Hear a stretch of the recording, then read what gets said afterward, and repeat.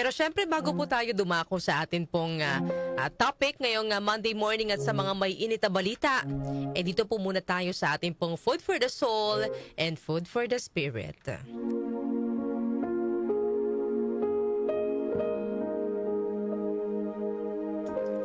Narinig nyo na ba mga kanyusik ang mga katagang, "Your life is the only Bible some people will ever read. Make sure it's a good story." Yan. Totoo nga naman mga kanyusik, no, sa kasamaang palad, hindi po lahat ng tao ay nagbabasa ng Biblia. Hindi lahat nagpupunta sa mga simbahan para makinig sa misa, pero lahat ay nakatutok sa buhay natin. Ang mga taong nasa paligid natin ay laging nagmamasid kung paano tayo nabubuhay, nagmamasid sa ating kilos, sa ating mga salita, sa paraan ng pagharap natin sa kabiguan, at sa kung paano natin tinatamasa yung mga tagumpay na dumarating sa ating buhay.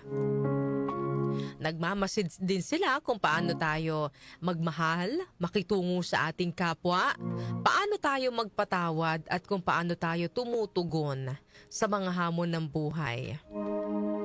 Sa mga simpleng desisyon sa araw-araw, sa paraan ng pakikitungo sa kapwa at sa kung paano tayo bumabangon kapag nadadapa. Doon mga kanyusik, nakikita ang totoong tayo.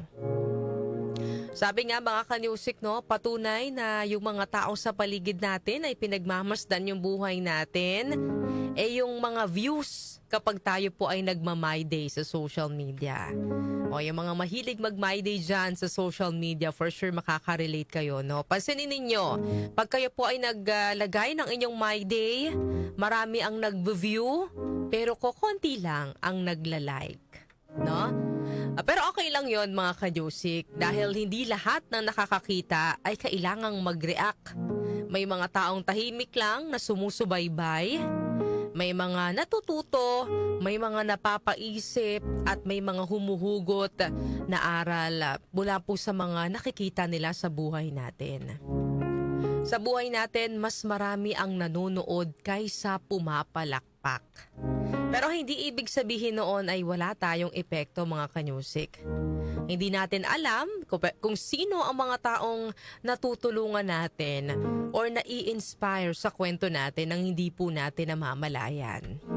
Kaya mahalaga mga kanyusik na sikapin nating mamuhay ng maayos, ng may malasakit, may integridad, at naaayon sa kalooban po ng Panginoon. Gawin nating isang magandang kwento ang ating buhay. Kung ang buhay natin ang tanging Bibliyang babasahin ng iba, hayaan nating maging kwento ito ng maglalapit sa mga tao sa pag-asa, sa paghilom ng mga sugat, at higit sa lahat maglalapit sa kanila sa Panginoon.